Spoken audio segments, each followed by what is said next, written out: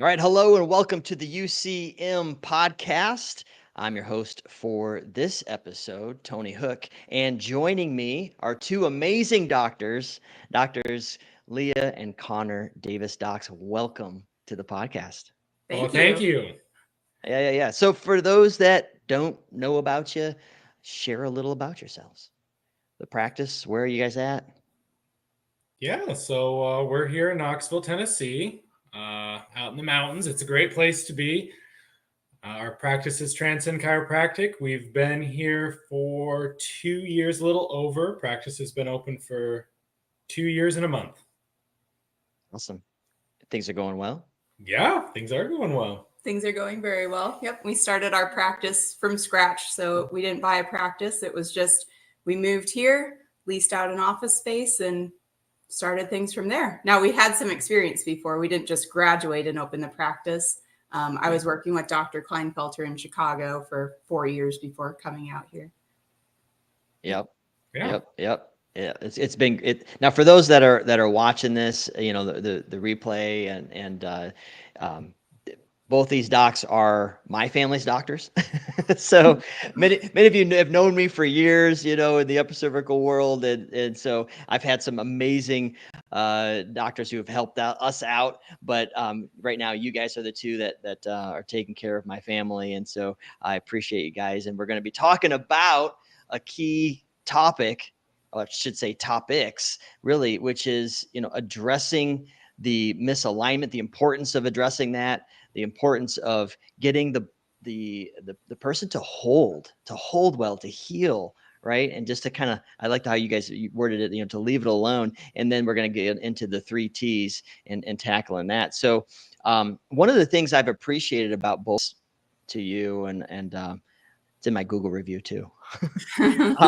One of the things I've appreciated about both of you is your dedication to really analyzing and tackling the misalignment and making sure, like verifying, and just relentless. There's a tenacity in there, and that's kind of where I wanted to start there as it pertains to the importance of addressing the misalignment. Share a little bit about your guys' passion for that, your philosophy on that. Yeah. So I'll start. Connor can go second. For me, I've always been a perfectionist, and I think that's typical for a NUCA chiropractor in the first place, is just making sure that you are doing the absolute best you can and not settling for anything less. Connor likes to say all the time, we might not be the best NUCA chiropractors, but we definitely are probably up there on the most persistent in terms of making sure we are getting exactly what we need to get for the patient to do well under care. So that's, you see it all the time when you're in practice, the experiences people have when they are truly holding a good correction and what their body can do. You would want that for anybody. And so that's really where our passion comes from, is just doing the best we can for everybody. Yeah. I mean, nothing would, I would say, drive me more crazy than not being able to get somebody completely corrected. So we are just going to keep going. And it's helpful that there's two of us. So if one of us ever gets tired, we tag team the other one in. That's true. It's just about not giving up, I guess, until we get somebody corrected. Yeah. And what does that look like? I mean, you use the word persistency. You just said not giving up. I said tenacity originally. And so, like, what does that look like then? Yeah, I mean, it could be, sometimes you adjust somebody, you take those post films, and they haven't been fully corrected, gotten under, 3/4 of a degree. So it's about going back until, making the change until they do. And there's been times it's taken us more times than others. And yes, I mean, there have been times where we've been physically tired and the patient still has time, and, we decide, hey, let's just switch over to a different doctor, and they're going to take over and try and get this even more corrected from here until we're to a point where it's as good as it can be for you. And then throughout their care too, there's times where patients do really well. We've started off with a great correction, and then something happens, whether they've had an accident or injury, or there's just something in their body that has changed, that it's about, okay, now we have to revisit x-rays and do this process again. And then just keeping up with their care until everything is exactly where it should be until the body's at peace, able to hold the alignment and do what it's supposed to do. So it's not giving up on the patient either. You know, once everything looks good, if there's trouble, it's keeping at it. And you just mentioned something, getting the patient to hold. Yes. So walk us, you know, we kind of can take that phrase for granted, but there's, you know, there's maybe some people are like, well, yeah, that's good. But what's the importance of this? What's happening here when the alignment's holding, right? So like walk us through like the how imperative that is. Yeah, so alignment holding means pressure is off the nervous system. So the longer that pressure can stay off the nervous system, the more time the nerves have to heal, to work better, tissues in the body have to heal, repair themselves. And so that's the process. The longer somebody can stay in alignment, the longer they can hold their alignment, the more changes their body can make, and the better the outcome will be over time. That's it, right? Yeah. And so if you're a student, you're a new doc, you know, probably mostly students, you know, but that are kind of exploring this, that is a major factor, especially in the upper cervical community, wouldn't you say? Yeah, absolutely. Definitely. The importance of holding, you know, we always say holding is healing, right? Holding is healing. And what are your guys' strategies for helping patients to get that? Aside from saying it, obviously that helps, but like, when do you start talking about this?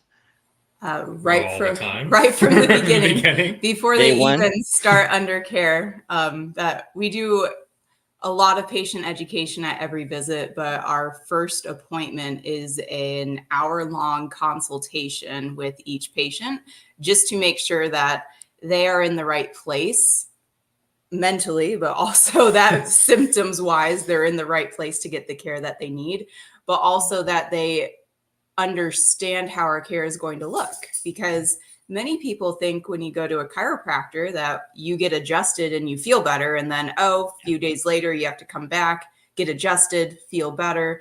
It's never really fixing the problem, versus an actual chiropractic philosophy, not just upper cervical, but it's about getting pressure off the nerves so those nerves can heal and work better. So the adjustment itself doesn't make anybody feel better. It's their bodies being in alignment. And that's really where upper cervical gets particular about how can we make that correction the best we can so the body can stay that way, which ultimately is going to bring more healing for the body also. Right. The goal is to not to have to do an adjustment. Right. Yes. Right. Yes. Like that's the win. Like, you know, and getting the patients to where when they come in and they don't need to be adjusted, that they're happy. Yes. They're not going, well, why'd I come up here then? You know, right.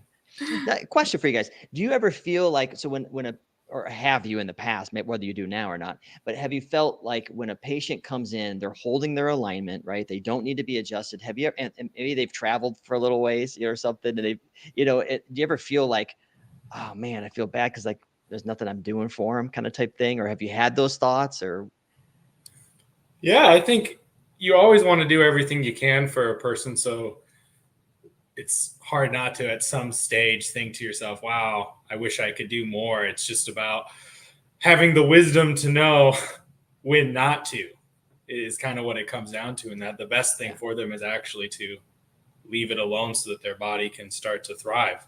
Yeah. I guess kind of what Tony might be asking though is like, do you ever feel like you wasted somebody's time or obligated to do something about it, which I think is probably a normal feeling when you first start out, because part of it comes with your own confidence in what you're doing and how it works. And I think that comes with time, even going through philosophy classes in chiropractic school.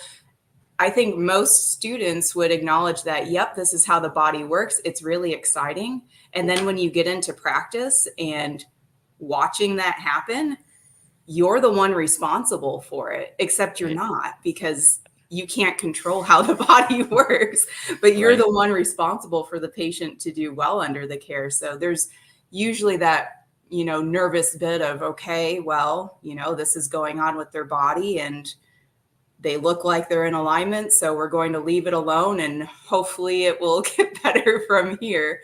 Or even when patients travel a distance and then not being confident enough in yourself that, wow, I drove 2 hours and just for you to tell me I'm in alignment. Thank you.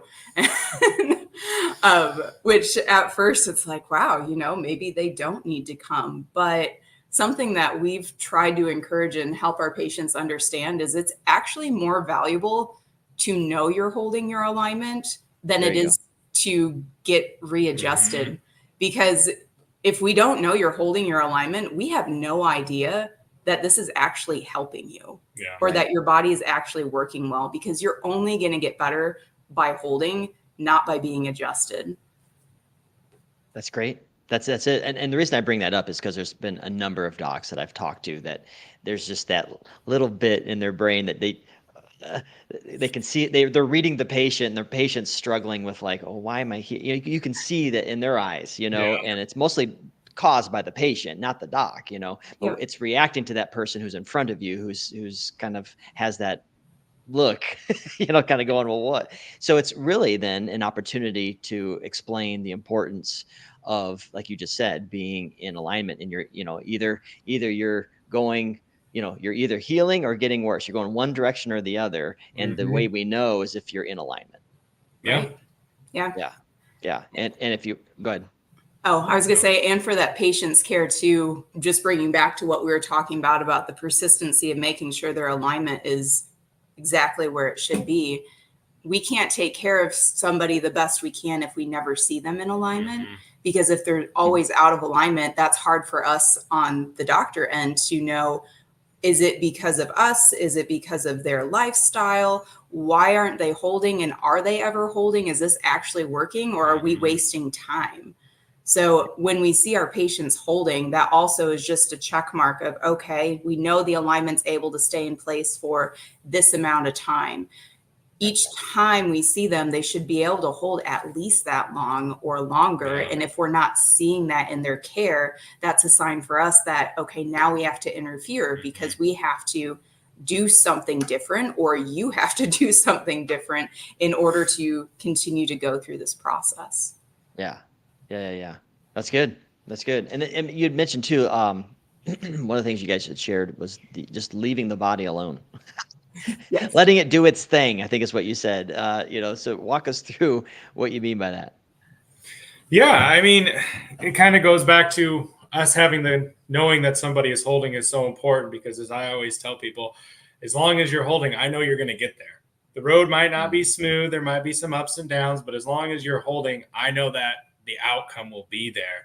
We just have to have confidence in that. And if we don't know you're holding, that's kind of the problem. So knowing that somebody's holding, we know then if we just leave it alone, they're going to get there. Yeah. If you do too much, sometimes the body can't handle all of that extra neurologic input. It can cause somebody to lose their alignment, which then causes other problems. Counterproductive. Yeah.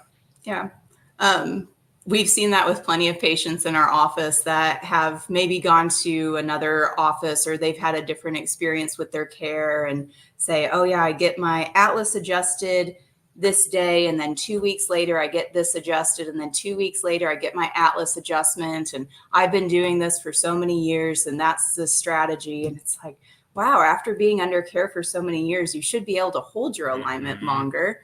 But there's some patients don't know either. And it's up to us as the doctors to educate them and help them understand that, you could be doing better. So it's about leaving the body alone. And, that couple weeks when you're holding your alignment, just let your body work itself out. Don't try to do too much to the body to help it along, because your body is intelligent. It's designed to heal you and take care of you. So sometimes you just have to let it take care of you. Right. So so what I'm hearing is you have to be intentional in the practice to articulate that to patients, because otherwise they're not going to get it. Right. Yep. And it's not always just about us not doing too much. Every once in a while, you'll have a patient who wants to do too much themselves. They want to be like, oh, I want to do all 5 of these things and go over here and take this and be doing these exercises. Or it's not that exercise is bad. It's just that sometimes they're the ones doing too much and they need to, just let it ride. I typically try to mention, if your body wants to make a change right after being adjusted, I want that, your body wants that, you should want that. So even if that isn't necessarily comfortable in the moment, you should kind of just try to let it roll as much as possible because it's making the appropriate changes. Right. I want to go back to one of the things you mentioned, Dr. Leigh, is you said sometimes you have a patient comes to you, and this I've talked to a number of offices that have this, or I've seen it in other offices where, the person says, hey, can you just, spot adjust my lower back, like my other doc, he would do that thing where inside between the shoulder blades, and I, I'll even hear it sometimes from other people. So like, how do you respond in that moment to the patient who's asking for a specific service, we'll call it, and because they're going, well, this is the way the other doctor did it. So, I had to, I heard that pop, so it must be good. There's a mentality there, right? So they have an expectation and they're presenting it to you because that's an awkward position to be in potentially for you. So how do you respond to that person in that moment? Oh, it's definitely an awkward position to be in because you don't want to disappoint the patient, and they may have been very happy with how their care was before. And so you want to give that to them, but there's a delicate way to go about that. And it's, again, that's regardless if somebody is transferring to our office from another type of chiropractic care or whatever, we always go through a consultation to give them our perspective and say, hey, this is what we're finding going on with you. This is our plan for taking care of it. And these are our expectations for you with care. And does that line up with what you're looking for? So tackling it on the front end is right. Yeah.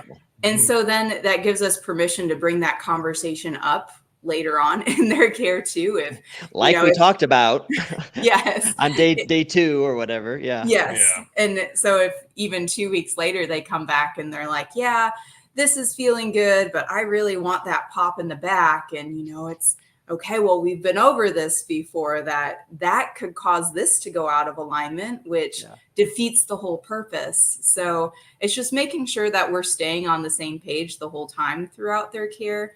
And then some patients, it just depends on how persistent they are. Maybe they really want our care, but they also really want to have their upper back adjusted. So when they first come in, we do an evaluation and we say, okay, this is what's going on with your upper back today. 6 weeks down the road, we re-examine this and we will look at your upper back again. If it's not going the way that we think it's going to go, the way that we're telling you right now, that's when we'll intervene. That's when we'll do something about it. And that's, again, part of patient education, being thorough at their consultation, and then the re-exam, reevaluating that and say, hey, remember when you said this was a problem? It's moving fine. There's no issues here. Yeah. So setting the expectation early on, reinforcing the expectation along the way. Yeah. Yeah. Yep. Right. Yeah. Yeah. And I'll say this too, like when you were just sharing that, you're also hearing them. It's like, I hear you. That's a major concern. That's a concern of yours. Well, you're basically like, let's put a pin in this. We're going to make a note of this to circle back on this. We want to track this for you. So rather than like, we don't do that, because I've also received that, because when I first started, we were full spine, hypermobile, I didn't know it. And I'm like, we're going in twice a week. I'd feel great when I left. Oh, euphoric, couldn't hold my adjustment worth a lick, and so I still got results, to a point, right? And then so when I came into the upper cervical world, and this, I'm speaking from a patient viewpoint now. It's like, okay, well, I get the specificity. All right, this is cool. All right, yeah. But can't you just? And I've always liked the neck thing, Okay, so like I know. I'm just saying. Okay, so I'm telling again. This is early. This is early on here. It's like, well, can't you just give me a little find that sweet spot, And I remember talking to Bill about it, Dr. Bill, and he's just like, Tony, that's like, you're stretching all the ligaments and the muscles. And I'm like, oh yeah. All right. And it's like, so this is me trying to go down the upper cervical path. I'm just being transparent here. Yes. And so the patients who have prior experience are wrestling with that to a degree. So, you don't want to just slam the door and go, we don't do that. That's not upper cervical care. That's crap, or whatever, that's ring dinger stuff. We don't do that, and so instead making sure that we hear you. This is important to you. It's important to us. Our philosophy is, taking care of this will, it's a cumulative effect, over time, but let's circle back on this. Is that kind of the way you would approach it then? Is that what I'm hearing? Yeah. Yeah. I mean, like Leah said, I would definitely say in days 1 and 2, we actually addressed that. And even if the other one of us did, whether it was the consult or the first adjustment, we usually mention, hey, when we get this right, everything else is going to realign itself, and we'll do a progress exam and we will expect to see that. So we really lay the groundwork for that.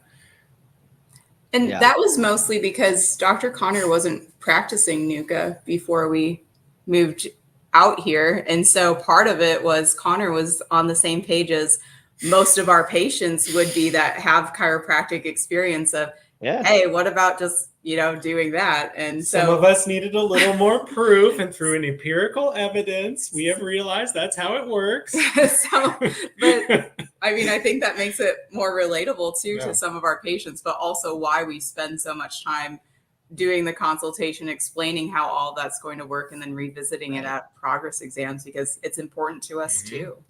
Yeah. What percent of your people of your patients would you say are on board with that? Like once they start care, like are they predominantly like, okay, I get it, I'm in? Like, I would say a high percentage.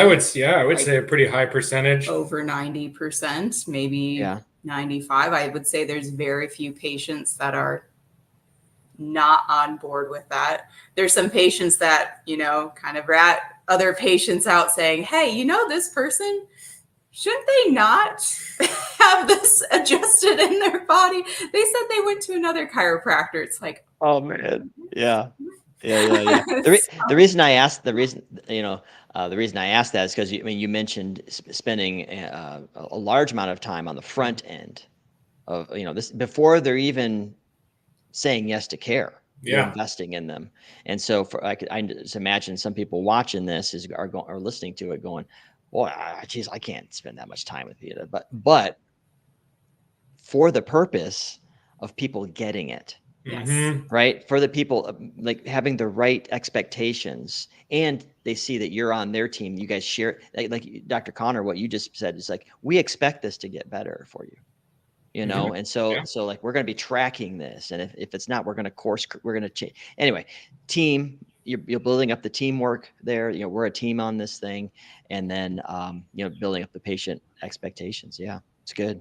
It's good. Now, speaking of teamwork though, there's a lot of different things a patient can do, as far as understanding. There's a lot of things that you guys do as for patient education, the 3 T's, right? Thoughts, traumas, toxins, the things that cause the subluxations, right? So really empowering patients to understand it. We talked about getting it, right? So like there's layers of that getting it, right? There's continued education, and there's a I call the rabbit hole, that you can kind of go down when it comes to health and wellness, But so how do you help patients with these understand the 3 T's and empower them?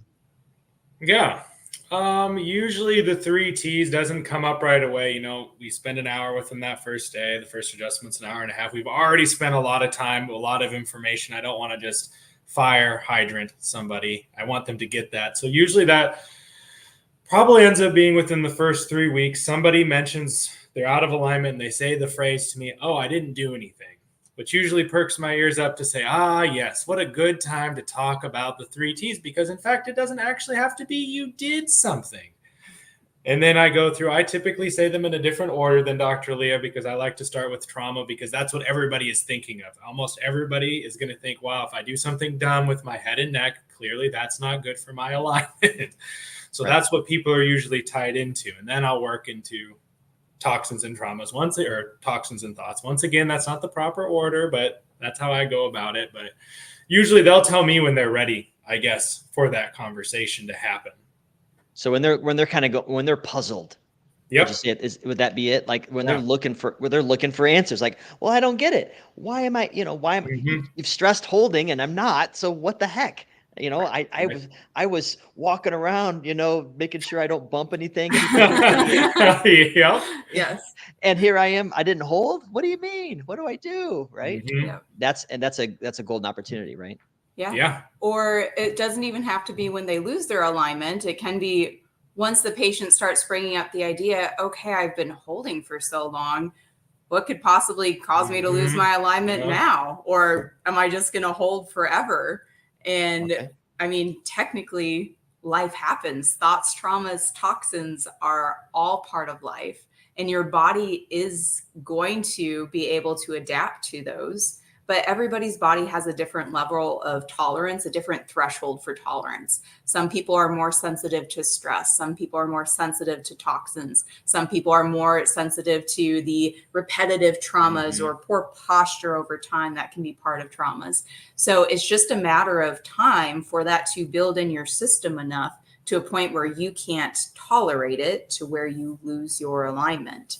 And so those are even good times to bring it up to the patient, to not to bring them off of their excited part of I'm holding and I'm going to hold forever, but just to give them the practicality of, hey, these things are always going on in life. And that's what can cause you to go out of alignment. It's just, we just don't know at what point it's going to cause you to go out of alignment yet, because you're doing a great job holding. Yeah. Mindfulness. Yeah. For them to be mindful. Mm-hmm. Yes. Yeah. Oh, exactly. I mean, it goes kind of back to them holding, because I usually then redirect this conversation to be like, hey, if you're noticing in your life, you're building up a lot of these T's, that's a good time for you, the person, to try to do something to mitigate that. If you notice you've been stressed, your posture has been poor, you may have been sick, that's a good time to like sleep some more, drink extra water, try to exercise, make sure your diet is good. You're doing stuff that like mentally is adding to you instead of taking away, so that threshold starts to creep back down, so you then don't lose your alignment. Right. Yeah. One of the things I've always noticed is just about every time we're there, we're either hearing you say it to somebody else or you're saying it to us. where like tips. Well, I call it tips. I don't know. I mean, it's education. It's education. It's and it's all on how to have the best, the fastest, and most long-lasting results, right? It's you don't say it that way, but that's really what it is. And you're like, okay, well, here's exercises to do. Here's what to be mindful of. When I've grabbed my phone and I'm doing this thing, you're come on, what are you doing, you knucklehead? You know better than that. All these little tips, right, that help them to hold better, right? Yeah. So, with the 3 T's, then, I remember talking to a doctor, and she was saying how there was looking at the X-rays. Person would come in, need to be adjusted every single time, ruled out traumas, right? But come to find out, going home, really bad marriage situation. So there's arguing, yelling, all this stuff. And that's the emotion side of it. That's the thoughts, right? I would say. And so, it's like, I can get you into alignment, but when I send you home into that, like, there's so much stress on your body that's happening. And so how do you address like some of those awkward moments? How do you even bring that up? Because it's a key factor though, right? It's like, I mean, yeah, you could have somebody completely zeroed out and you're like, they are good when they're walking out that door, but within an hour, they might be out because of something like that, argument with spouse or kids, thoughts on that. Yeah. Some of our patients are very open to share that, but sometimes that does take some prying of, hey, everything looks good here. And on our end, we are doing the absolute best we can to get this alignment corrected. Is there something going on lifestyle wise or in your life that could cause you to go out? We talk about the 3 T's. We might give some examples of, okay, we know it's not traumas. We know it's not toxins, but there's something personal going on in their life that's, challenging. We might bring up examples of, hey, there was this other patient that we couldn't figure out, what was going on. And it happened to be this situation, which life happens. You can't control those things when they happen. So what do you do about it? And we think that it's just important that patients are aware that that could be affecting their body physically. So maybe you can't change the situation, but you can try and help your body handle it differently just by being mindful about it, realizing how much tension you're holding when that situation happens. Or maybe that's a sign for you to take more time for yourself and pray or do something that's helping your body process whatever is going on in that situation. The other importance is maybe those things don't change and the patient's just out of alignment every time. Well, them at least getting adjusted and being in alignment for a moment of time is better than being out of alignment as they're going through this. Yeah. So yeah. I like that idea of fishing for it. Yeah. It's that helping them to bring it up if they feel comfortable, right? Yeah. And that is hard because some people are very closed off to that, but once we get past that point, the relationship in the office just completely changes. That patient just becomes so open. They become even more passionate about the care that we've been giving, which, we love seeing that in our patients. Right. And it's the trust factor too, right? Like there's a degree where everybody does business and interacts with people that they know, like, and trust. And so, there's a degree of that, and that's part of managing the patient experience and the doctor-patient relationship. It is a relationship, and so building that trust, looking for ways to do that. And so obviously that comes up typically, like I would think in care, not so much on the front end. Mm-hmm. Yeah, absolutely. And that's with all aspects, even not just thoughts. There's, some things that you learn about people and their traumas that they're going through or physical traumas. That's just hard conversations. And, as part of our responsibility as doctors of, is this person safe? Is there something that we need to be doing to give them better resources to help them through that situation? So, right. Yeah, but important to address, important to have those relationships. Yeah. Anything else that you guys do with the 3 T's to really get that front of mind with patients? I mean, once we bring it up, it comes up a lot. It does. Yeah, no, it becomes part of a normal conversation. Once they understand what the 3 T's are, once we've had that big conversation with them, if we see that they're out of alignment, all right, what do you think was the cause? Or are there any T's going on in your life? And that just, it's nice to be able to have that conversation easily without explaining what the T's are. And, but sometimes that's even patients adjusting their, patients working from home now. That's been a big deal for the past few years. Yeah. It's changing your ergonomic setup, making sure you're not just sitting on a laptop all day. You have to give yourself a proper work environment too, to reduce the strain you're putting on your body. Those are just, which that sometimes comes in. Well, that example comes into a fishing type of thing because, keeping in mind what the patient does for a living. And then they're saying, oh yeah, I've been doing really good, but my upper back's been a little tight. And I think to myself, wait a second, don't you work on a computer? Hey, how's your posture over there? Because, what you're doing can be impacting this, right? And then I go back to the 3 T's. And then with that, sometimes we can just give them simple exercises or, tips to go from home. But there are some patients that maybe need to see somebody else too, like a physical therapist to help their body move better. Maybe they need to see a psychologist or a therapist to work through their stressors, or a nutrition coach if they're, having a very poor diet. So For us, only being here for 2 years, we have a very small network of other healthcare professionals, but that's something else that we try to do is just build more relationships in the community. That way, when those situations come up, we have somebody trusted that we can refer somebody to if the time is necessary for that. Right. Yeah. Building that professional network there is huge. Right. So, Yes.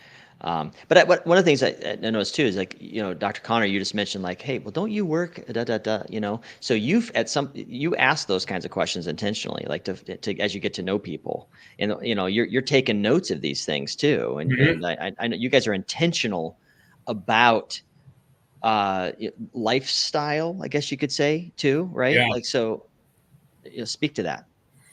Yeah, I mean, some of it comes into we have people fill out paperwork for a reason, but one thing is just trying to like remember what they came in for, oh, this is what they do for work, and then just trying to keep all those pieces together. But even asking them, like, what do you like to do for fun? Or like, what does your day kind of look like? Just having a general idea of these things so that we can kind of figure out, hey, wait a second, you said that.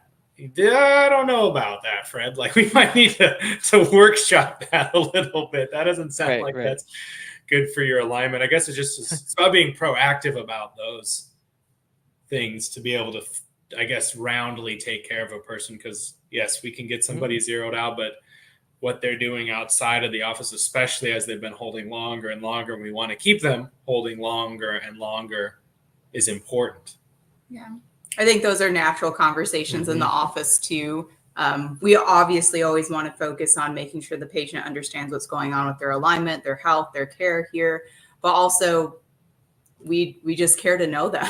Yeah. What do you do for a living? What are you doing this weekend? What's this? And then if they even say something that comes to mind of, oh yeah, I can see how that's impacting your care, or hey, do you think that could be related to what's going on here? So, but yeah, we like to have a good relationship with our patients, and absolutely, it's important to know them in all aspects. So, for sure, yeah. I mean, again, it ties back to helping people to have the best, fastest and most long-lasting results, right? And like all of that ties in together. Yeah, absolutely. One last question for the students who watch and are following us here on the podcast, and they're aspiring doctors, and they're they're working on kind of the philosophy of it and all that stuff. What would be some good steps to like kind of cultivate that patient education experience, how to communicate to the patient in regards to misalignments and holding and the 3 T's, those things? Yeah. So making sure that you can understand it yourself. So writing down on a piece of paper what chiropractic philosophy is to you and how this could even work into that philosophy. That's a good thing to focus on, but also just shadowing a lot of different doctors. Yeah. The more experience that you have, the more you're going to learn and also understand how this type of care works, which you understanding it is a big part of how you're going to be able to communicate it as well. So the more experience you can get, the clearer it's going to be. Yeah. Anything to add, Dr. Connor? Yeah, I mean, I felt like at Palmer, we were taught all the things, I thought our philosophy was good. And I can remember Dr. Strang making us do a presentation before that was pretty much doing what Dr. Lee has said. So it's kind of like you probably have the pieces in there. It's just about, and I guess kind of the thing you need to learn is when somebody says something, patients oftentimes give you plenty of opportunities on golden platters. They'll say something and you're like, wow, that'd be a great time for me to talk about this T, or, oh, that'd be a great time for me to talk about proper posture, or, oh, this person, medication, this would be a great time for me to talk about, eating right, or the opportunities are there. I guess it's just knowing and listening for like, oh, this is the time for me to like add in this bit.